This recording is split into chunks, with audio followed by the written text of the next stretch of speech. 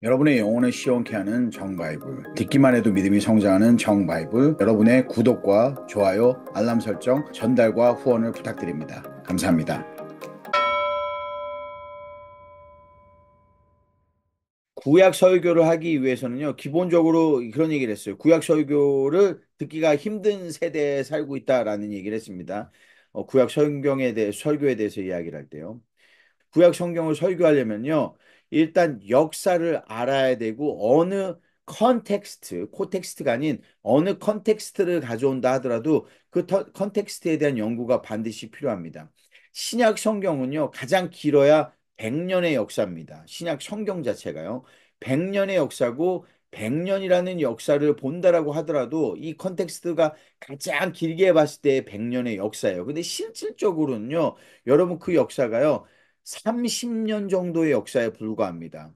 그래서 주님의 공생애에 대한 것이 굉장히 압축되어 있고 주님의 공생애와 그리고 나서 임미디엇한 그 제자들의 역사, 사도 바울까지의 역사, 3, 40년의 역사예요. 이 역사가요. 그러면은 주님이 오시기 전부터 그 세례 요한의 세대 때부터 요한이 반모섬에서 이 요한계시록을 쓸 때까지의 컨텍스트를 다 본다고 했을 때 이게 100년입니다, 여러분. 그러니까 전체적인 컨텍스트가 그렇게 크지 않아요. 그렇게 길지 않아요. 스pan 자체가요. 100년의 역사예요. 그런데 구약 성경을 보자면요. 집필하는 기간만 해도 1500년입니다.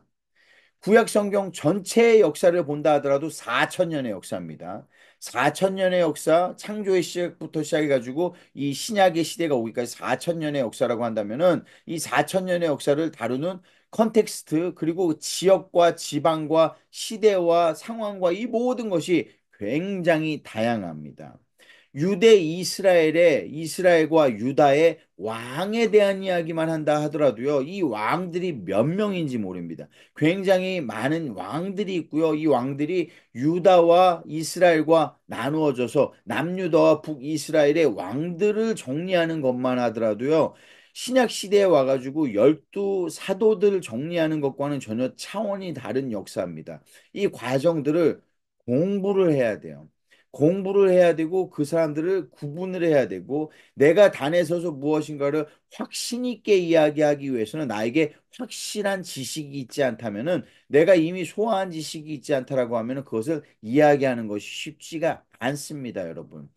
그래서 창세기 설교가 많이 이루어지는 데에는요, 창세기가 중요하기 때문에 그렇기도 하지만은요, 또 다른 이유를 들자면은요, 역사를 공부하는 것이 훨씬 더 쉽기 때문이다라는 그러한 이유도 될 수가 있습니다. 창세기는요, 창세기 이전까지의 역사만 공부하면 됩니다. 그렇기 때문에 그 역사를 공부하는 양이 그렇게 많지가 않습니다. 이 역사가 모세 오경까지 할 만하다라고 본다면은요. 모세의 시대니까요. 그 이후로 넘어가게 되면은 사사기로 넘어가면서부터 급속도로 여호수아로 들어가고 사사기로 넘어가면서 급속도로 설교가 줄어드는 걸 알 수 있어요, 여러분.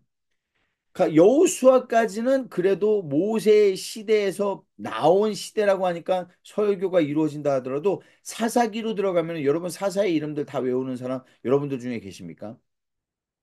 없죠. 없어요. 어렵습니다. 갑자기 이게 지식적으로 내가 방대한 양을 공부해야 되는 것이 생긴다는 얘기입니다. 그 얘기는요.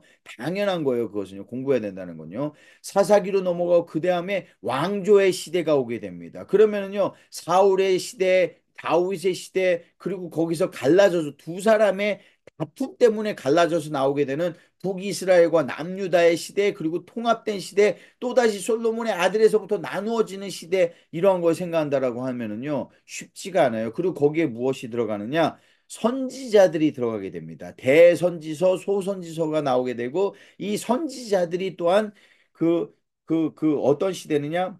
포로기 이전의 선지자, 포로기 이후의 선지자, 포로기의 선지자로 나누게 됩니다. 그리고 이 선지자들이 또 북이스라엘의 선지자, 남유다의 선지자, 통합된 선지자들 이렇게 또 나누어지게 됩니다. 이러한 시간들을 여러분 역사적으로만 머릿속으로만 생각해 보더라도요. 굉장히 쉽지가 않습니다. 그렇기 때문에 이 설교 말씀을 선포하는 자의 위치가 그만큼 중요합니다.